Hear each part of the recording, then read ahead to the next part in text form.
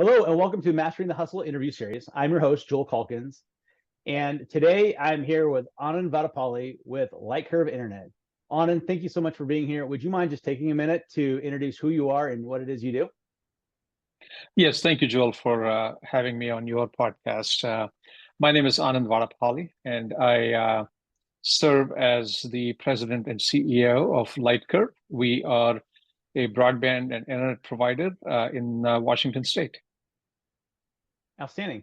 And so prior to being CEO of Lightcurve, I did some research, and you were working for an internet company up in Alaska. So tell me a little bit about your story. How did you get from maybe the early days of your career to where you are now? Yeah, well, my telecom career began 28-ish years ago with Cincinnati Bell. And you're right, I was previously with Alaska Communications.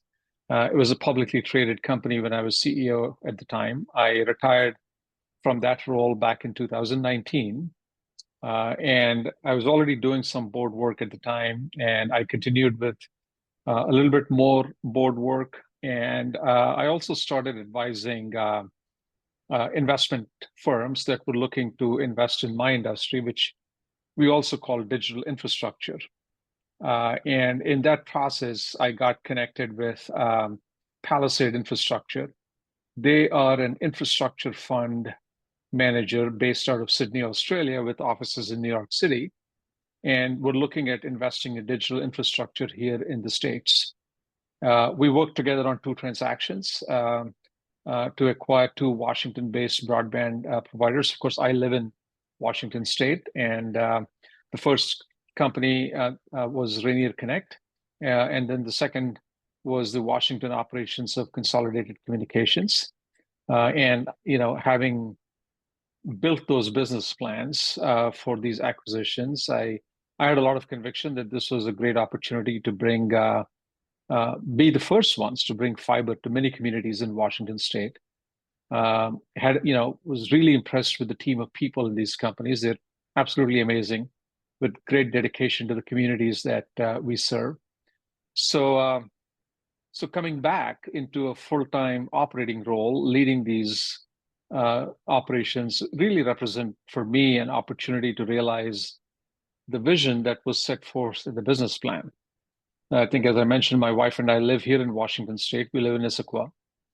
So to take a Washington-based operations locally, to lead a great team, build a great high-performing enterprise while providing critical infrastructure like broadband, all that was really compelling for me to say, yeah, raise my hand and say, I want to do this again.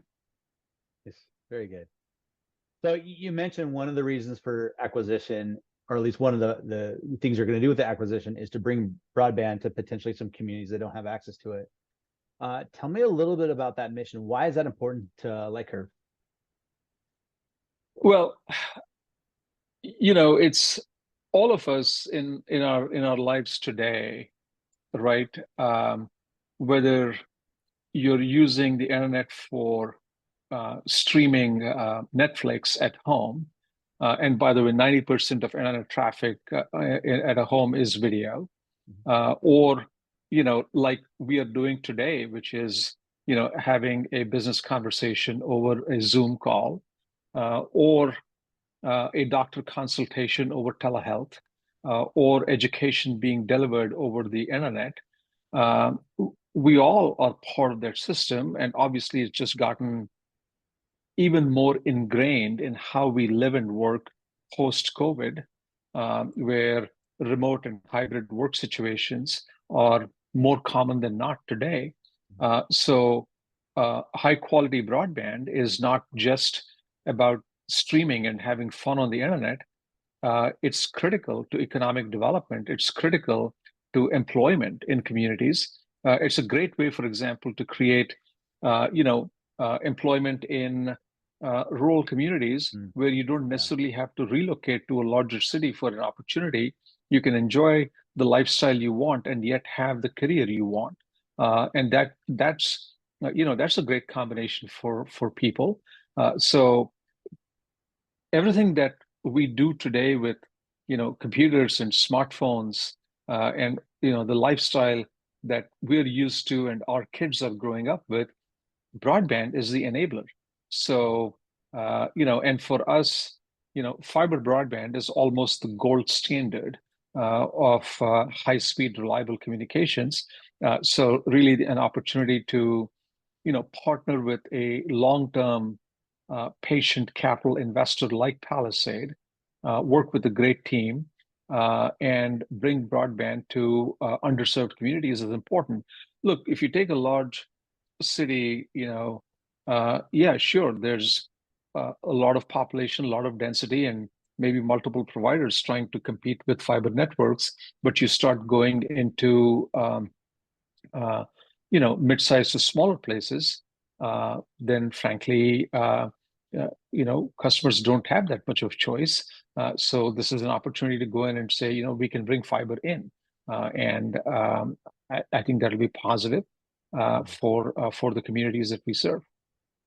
That's great. I know sometimes in some of those communities, good internet can be hard to come by. And if it is good, sometimes it's very expensive. So it's great that you're doing that. Because I know, like you said, it's going to make a positive impact in those communities. Now, you've gone through the process of acquiring, I think, a minimum of 2 companies, right? Yeah.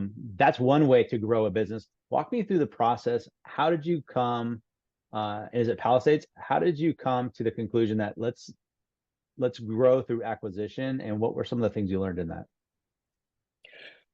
Well, you're right. I mean, you can start a business from the scratch, and I'll talk about, the fiber broadband business sector industry we are in.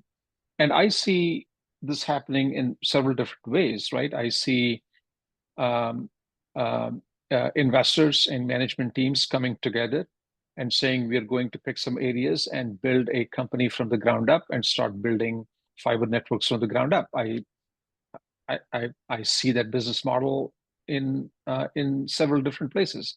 Of course, the other opportunity is to look at an existing set of operations and saying, hey, we can come in and upgrade the network and the infrastructure and drive fiber broadband. And then, oh, by the way, not just in the markets we currently serve, but also start edging out into expansion market, which, by the way, is our plan.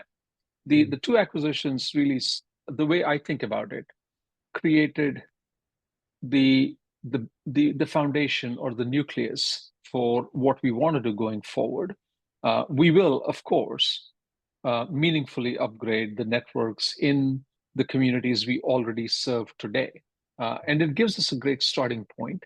And then we've already identified several expansion markets in Washington state where we will be going out and building new fiber into those communities. So this is a combination of both acquisition and organic growth.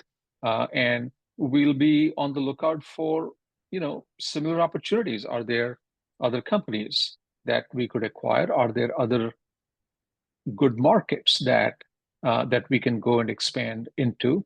Washington state has, it's a strong economy. It's a strong state. So there's good economic tailwinds. We have a very diverse economy in Washington state. It's not just all tech. Everyone thinks about tech and Seattle, but Washington is a lot more than that. From agriculture to industry to 2 big ports. We have a lot going for us in our state. So, from our vantage point, it starts with that basic thesis that there's a strong foundational economy here in Washington state, and there are several communities that are still not served by fiber that we felt created a unique opportunity. Acquiring 2 companies is, a way of getting started rather quickly. But the other advantage you do have when you acquire companies is you bring on board a great team of people. Ultimately, yes, we are a technology company. There's a lot of capital investment that goes into creating these networks, but we are a service industry, right? We need people to take care of customers. You know, internet is foundational. I mean, how many times have we not heard, our kids going to say, "Dad, my Wi-Fi is not working. What's going Yeah. on?" Right? I mean, and nowadays when people are moving, they're more particular on what kind of Wi-Fi and internet am I going to get in the place I'm moving to before they think about electric or they think about water or they think about anything else. Right? That's how Yep. foundational this has become for us. So that's really how we started off, and then we have a great team of people, and now we build on that platform. That resonates when you said people making the decision on where they move potentially by the quality of internet, because my wife and I had the opportunity to build a house not too long ago, and one of the biggest questions that I and our neighbors had was who's Yeah, giving us the internet, like where are we going to get it from, exactly. because Exactly. it is so critical to everything that you want to do. So you mentioned acquiring the two companies and you have really great people that came from both. But even when you have really great people, you're forming a new team, a new culture. Walk me through that. Like, how was that? What were some of the wins as you did that? What were maybe some of the learnings as you tried to build one team out of two? Yeah, uh, it's a great question. Um, we started with Rainier Connect, and uh, in that particular case, since we started there, I had an opportunity to come in and start working with the team, even on an advisory basis, even before we actually closed the transaction, and I stepped in as CEO. And that really helped in giving us a little bit of a running start, right? There's always, when there's a transaction, there's an acquisition, by default, there is uncertainty, right? There's nervousness people have. Who are these guys? What does it look like? And really being able to build those relationships, and get some of the forming and storming stages of team building out of your way sooner rather than later is helpful. And in some ways, the same process repeated itself on the second transaction, because in both these cases, at least in our particular circumstance, it was almost 10 months between signing the deal and actually closing the deal before we got all the regulatory approvals required, right? So it wasn't as if we signed on Monday and then the companies were operating together on Friday. So that time, sometimes while frustrating from a business point of view, but it does give you the runway to get your systems integrated, get your processes integrated, get people to get to know each other. So some of the forming and storming that happens with new teams, it started happening a little bit earlier. So by the time the transactions closed, okay, we're kind of figuring out how to work with each other, and then you move it forward. Yeah, no, it's good that time, and it does take time to form a new culture, especially when you're storming and forming and norming, like you mentioned. What was maybe one or two things, because you started with Rainier Connect, you mentioned before you went into the other acquisition. What was maybe one or two things that you learned from the first time you did that you brought into the second one? Yeah, I think really in both cases, and we knew this going in, so this was not, and I knew this going in, so this is, was not a surprise. But we needed to do a fairly heavy lift in terms of our basic sales and marketing capabilities and our online capabilities. So, for example, when we started off with Rainier Connect, there was a lot of heavy lift with respect to uh, you know saying what do we want to call ourselves, what does a new name look like, for example, what's how are we going to differentiate ourselves in the marketplace, what sets us apart, how can we be very deliberate about our value proposition that we go in, that those kind of very foundational definitional things about how we go to market started getting defined early on in the first transaction, building out some capabilities, upgrading our website, putting a new online ordering engine in place, putting a lot of digital marketing in place. All that took a lot of time in the first go around, that now for the second one, we have a lot of that infrastructure ready that we are able to take and begin to adapt it and grow into that infrastructure for the second transaction. So, you build learnings that way. Now, there's always learnings. So for example, the second transaction, like with Rainier Connect, it was the entire company that we were buying.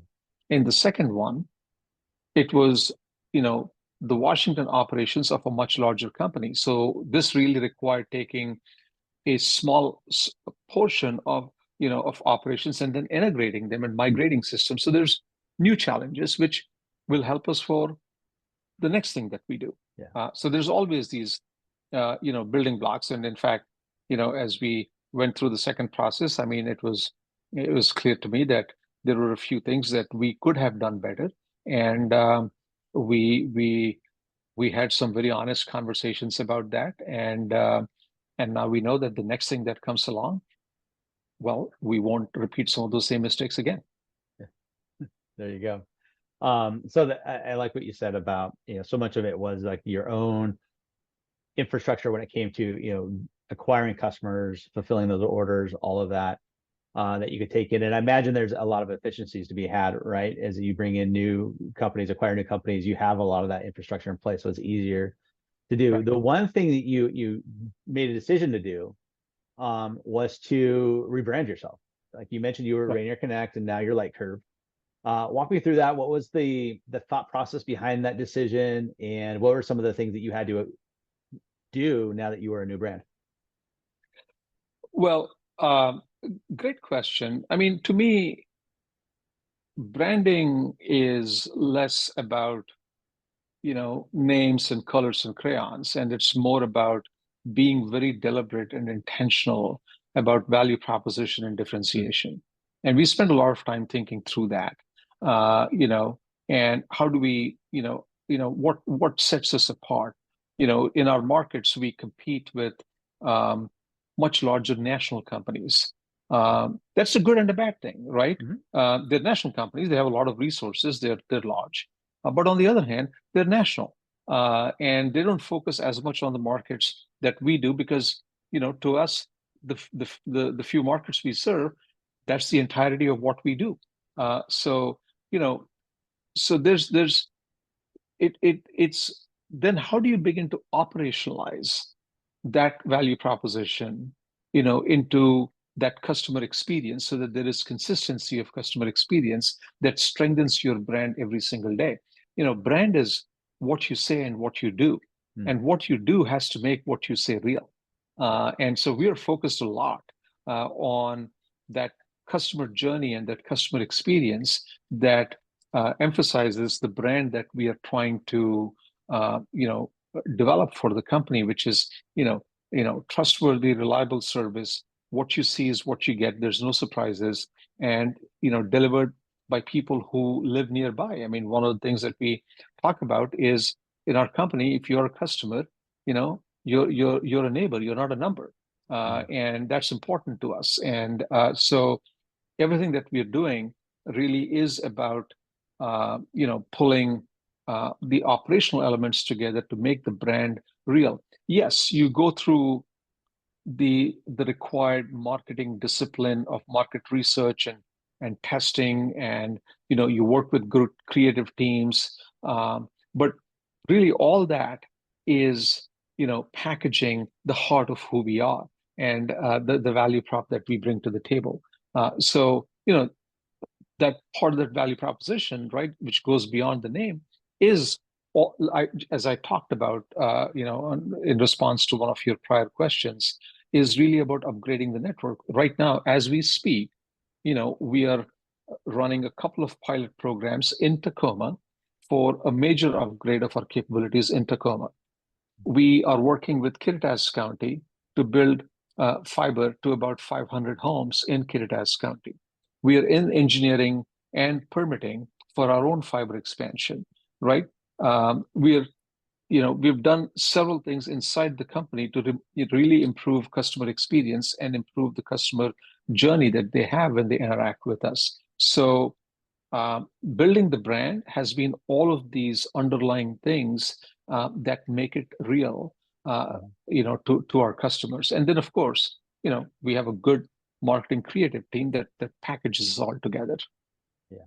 No, I think that's good. Often when people think of brand, I think sometimes they think of the logo or Right. the name. And really what it is that promise that you create with your customer, when it comes to the quality of product, the quality of service that you deliver.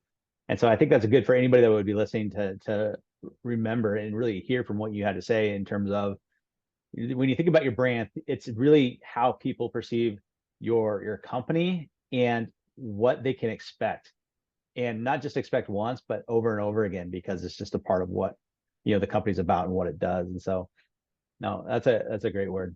You're 100% correct. I mean, the customer experience is created each time a customer goes in, has an interaction on my website. Each time the customer calls in to 1-800 Lightcurve and speaks to one of our service representatives. Each time one of my technicians comes to your home and does an installation or a repair. That is what makes my brand, right? And you are 100% correct. How do we make each one of those touch points, the best experience, but equally important, a most consistent experience for that customer? And when you can drive that, then you have a strong brand in the marketplace. And at that point, you can call the company whatever you call it. The brand is how you're delivering the value proposition and the promise that you're making to the customer. Absolutely. So you provide internet service to communities. The internet world is changing quite a bit when you think of like satellite and 5G and all the different places. So where do you see this industry going? And, when you think about the future of Lightcurve, what are the things you think about? Great question.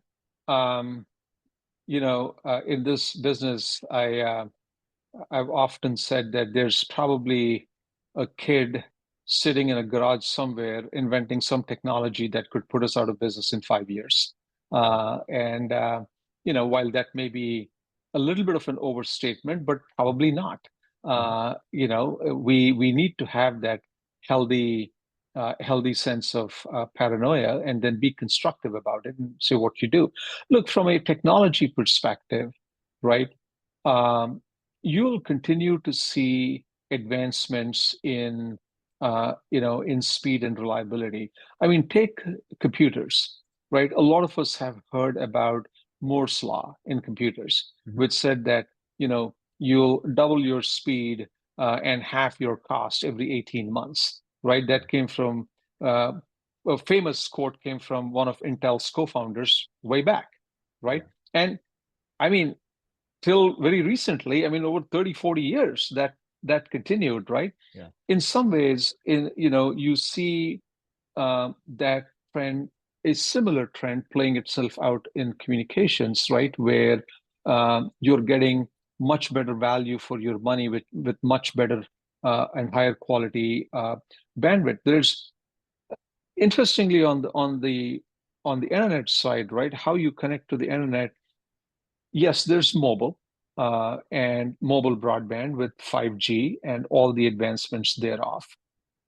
But then keep in mind, every cell phone that connects to a cell tower, that cell tower is using fiber to connect back to the internet, right? Every cell tower has fiber that connects back to the internet. So that's why, I made the comment that I did earlier, which is at the end of the day, fiber is the gold standard for communications. And what you will see happening over time is the electronics on either end of that fiber network will continue to get better over time. More capacity for lower cost, greater reliability, but riding on the same, optical network that you have, right? So that's what we'll see. I mean, the way I think about this, Joel, is, what's driving the demand for, greater speed, greater reliability? What are the things that we are doing Of course, we all know about video because we all stream Amazon Prime or Netflix or Hulu or Disney Plus or what have you. We all know about Zoom and Teams because we use it every day. But, you know, increasingly think about the next 4, 5, 6 years, you know, augmented and virtual reality. Now you can go and buy the Apple headset, or you can buy the Oculus headset. And then how do you, you know, there's a whole generation that's going to be weaned on those technologies, you know, and think about those applications in the business world, you know, and business is usually a little bit behind on leading edge technologies in terms of catching up. And then, you know, where does, you know, AI take us? And we've all seen the impact that AI has had on data centers and the need for computing. Well, ultimately, if you're computing, you need to connect all those computing resources to people who are using it. So the way I think about it long term, you know, the drivers of technology will continue to push increased demand for bandwidth, will continue to push increased innovation. And companies like Lightcurve, we just have to be on our toes, not just from a technology perspective, but from a business model perspective, to be able to adapt to you know, where technology and customers are taking us. That's really good. So, Anand, this has been a great conversation. Before I let you go, is there any advice that you would give to business leaders or aspiring business leaders as they're thinking about their own companies? Well, look, each leader's journey will be different. You know, speaking from my own experience, I've been leading companies for 14 years now. It can be a rewarding journey, and it is a rewarding journey, but it's a tough one, right? It you know, it can and does take a toll on you and your family, and it's important for you to find balance. And to each his own, his or her own, as to how they find balance. But that's important. You know, you need to expect to fail as much as you plan to win. You need to have a good team of trusted advisors in and out of the company, people who you trust, and, you know, true advisors in the true sense of the word. I'd say be intellectually curious. Always find ways to learn new things. Sometimes outside of your own business or industry, maybe specifically outside of your own business or industry, so you can bring new ideas in. And maybe the last thing I'll say is you can't win by yourself. You need to build and develop a great team. And then, you know, I think that those are probably a few things that I would say. No, that's really great. Thank you so much for that. A lot of good nuggets of wisdom there. So thank you so much. Yeah, this has been my conversation with Anand Vadapalli with Lightcurve. Anand, I wish you the best. And I'm sure we'll talk again soon. Thank you. My pleasure. Thanks for having me. Yep.